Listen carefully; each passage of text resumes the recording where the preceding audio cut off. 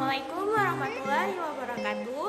Perkenalkan, nama saya Wi Amsurya Mulado. Saya dari Universitas Maliku Saleh, Prodi Psikologi. Baik, kali ini saya ingin menjelaskan tentang teori kepribadian Marcian Erich Fromm. Sebelumnya, mari kita mengenal dulu filosofi kehidupannya.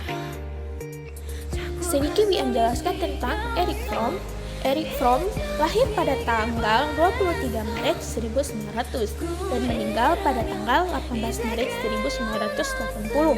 Adalah seorang Yahudi Jerman yang melarikan diri dari rezim Nazi dan menetap di Amerika Serikat.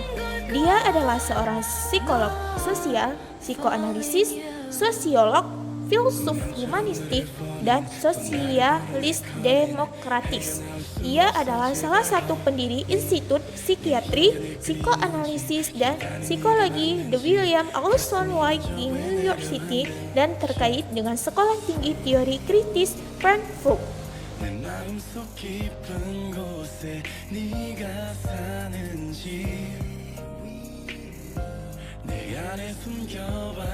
Baik, teori kepribadian Marcian Erich Fromm itu terbagi beberapa bagian. Yang pertama adalah kondisi konsistensi manusia. Menurut Fromm, hakikat manusia juga bersifat dualistik. Paling tidak, ada yang tiga dualistik dalam diri manusia. Yang pertama adalah manusia sebagai binatang dan sebagai manusia. Manusia sebagai binatang memiliki banyak kebutuhan fisiologis yang harus dipuaskan, seperti kebutuhan makan, minum, seksual, dan lain-lain. Manusia dapat menjadi manusia memiliki kebutuhan kesadaran diri, berpikir, dan berimajinasi.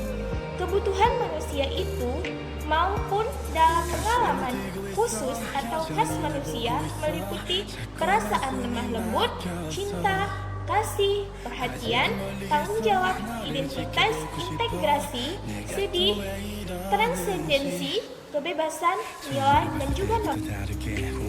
Yang kedua adalah hidup dan mati. Kesadaran diri dan pikiran manusia telah mengetahui bahwa dia akan mati, tetapi manusia berusaha menyingkirkan dengan meyakini adanya kehidupan sesudah kematian, dan usaha-usaha tersebut tidak sesuai dengan fakta bahwa kehidupan akan berakhir dengan kematian. Baik, yang ketiga adalah ketidaksempurnaan dan kesempurnaan. Manusia mampu mengkonsepkan diri sebagai realisasi diri yang sempurna. Tetapi, karena hidup itu pendek, kesempurnaan tidak dapat dicapai. Ada orang berusaha memecahkan ekonomi atau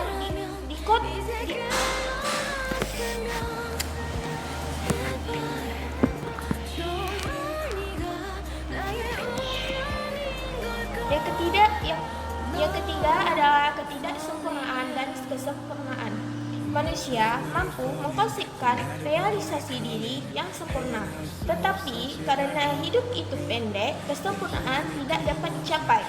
Ada orang berusaha memecahkan dikotomi ini melalui mengisi rentas sejarah kehidupannya dengan prestasi di bidang kemanusiaan, dan ada pula juga dengan meyakini dalil kelanjutan perkembangannya sesudah mati. Selanjutnya adalah kebutuhan manusia. Pada umumnya, kata kebutuhan diartikan sebagai kebutuhan fisik yang oleh Erich Fromm dipandang sebagai kebutuhan aspek kebinatangan dari manusia, yakni kebutuhan makan, minum, seks, dan juga bebas dari rasa sakit. Kebutuhan manusia dalam arti kebutuhan sesuai dengan eksistensinya sebagai manusia.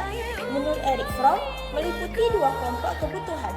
Yang pertama adalah kebutuhan untuk menjadi bagian dari suatu dan menjadi otonom, yang terdiri dari kebutuhan relatedness, rootedness, transcendence, unity, dan juga identity. Yang kedua adalah kebutuhan memahami dunia, mempunyai tujuan dari memanfaatkan sifat unik manusia yang terdiri dari kebutuhan frame orientation, frame of deviation, dan juga excitation stimulation, dan yang terakhir adalah effectiveness. Selanjutnya adalah tipologi sosial. Menurut Fromm, karakter manusia berkembang berdasarkan kebutuhan mengganti insting kebinatangan yang hilang ketika mereka berkembang tahap demi tahap. Binatang tingkat rendah sejak lahir hidup diatur oleh instingnya. Bayi manusia lahir tak berdaya sekaligus dengan insting minimal, jadi manusia harus belajar bagaimana tingkah laku. Karakter yang tidak berubah lintas waktu membuat manusia mampu berfungsi di dunia dan terus-menerus memberi stimulus tanpa harus berhenti memikirkan apa yang harus dikerjakan. Selanjutnya adalah karakter dan masyarakat. Fromm mencoba menjelaskan model masyarakat dengan pendekatan sejarah. Orientasi persepsi pertama-tama dikembangkan dalam masyarakat kuno dengan kekuatan fondal tua guru. Yang kedua adalah orientasi eksploitasi dikembangkan pada abad 18 sampai 19 dalam konteks mentalisasi perampok dan penguasaan daerah yang korup.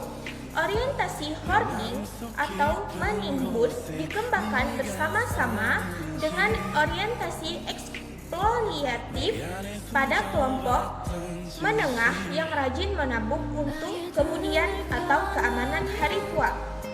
Selanjutnya adalah orientasi karakter. Menurut Fromm, orientasi karakter dapat mencerminkan kepribadian manusia. Orientasi yang dimaksud yakni dengan cara relatif tetap dari seorang dalam berhubungan dengan orang lain dengan hal-hal lain. Selanjutnya adalah orientasi produktif. Manusia yang sehat melihat orang lain sebagaimana adanya dan bukan seperti yang mereka inginkan terhadap orang-orang itu. Dengan cara yang sama, mereka mengenal diri mereka apa adanya dan tidak perlu menipu diri sendiri. Fromm percaya bahwa manusia yang sehat berpegang pada sejumlah kombinasi dari kelima kombinasi karakter tersebut. Yang kedua adalah orientasi non-produktif.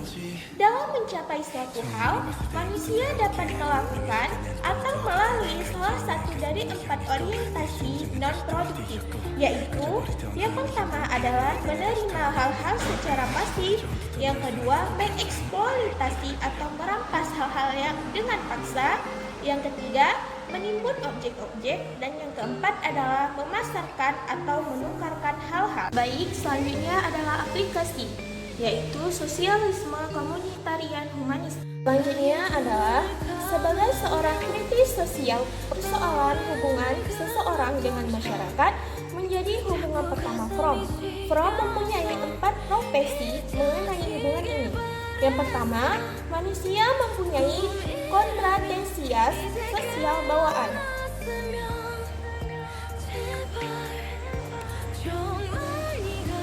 Sebagai seorang kritis sosial, persoalan hubungan seseorang dengan masyarakat menjadi hubungan pertama Fromm atau menjadi hubungan utama Fromm. Fromm mempunyai profesi mengenai hubungan ini. Yang pertama, manusia mempunyai kontratensial sosial bawaan. Yang kedua, manusia menciptakan manusia untuk memenuhi kontrat esensial bawaan ini. Yang ketiga adalah tidak satupun bentuk masyarakat pernah menciptakan manusia berhasil memenuhi kebutuhan-kebutuhan dasar. Yang keempat adalah mungkin menciptakan masyarakat seperti itu. Masyarakat didasarkan Fromm adalah humanistik komunitarian sosialis, masyarakat di mana orang-orang bergaul dengan cinta yang bermekaran dalam hubungan persaudaraan. Karakter masyarakat. Pada tahun 1957, Fromm melakukan penelitian di sebuah desa di Meksiko mengenai karakteristik masyarakat. Ada 2 kesimpulan penting. Yang pertama adalah produktif hoarding, yaitu pemilik tanah yang memenggangi nilai tradisional dalam praktek kehidupan atau pengerjaan pertanian skala kecil-kecilan, bertanggung jawab, dan juga pertahanan tradisi. Yang kedua adalah non-produktif reseptif, Petani tidak punya yang tunduk kepada kekuasaan, taat beragama, bahkan sampai fasilitas atau fatalistik, menerima nasibnya tidak berkekuatan. Yang ketiga adalah produktif eksploitatif, yaitu entrepreneur yang menyesuaikan diri dengan masyarakat industri baru, penilaian didikan, teknologi, dan juga mobilitas sosial. Psikoterapi psikologi humanistik. Freud mengembangkan sistem terapi sendiri yang dinamakan dengan psikoterapi humanistik. Dibandingkan dengan psikoanalisis Freud lebih peduli dengan aspek interpersonal dari hubungan terapeutik. Menurutnya, tujuan klien dalam terapi adalah memahami diri sendiri. Orang tidak akan tahu diri orang lain. Evaluasi. Erich Fromm mungkin menulis yang paling berkenan atau yang paling penting dari semua teori kepribadian. Ia menulis esai yang bagus dari ranah politik internasional, masalah agama, masalah psikologi dan hari tua, mengenai Hellinger, Freud, Kritus, dan banyak lainnya. Intinya, dari semua tulisannya adalah mengungkapkan hakikat manusia.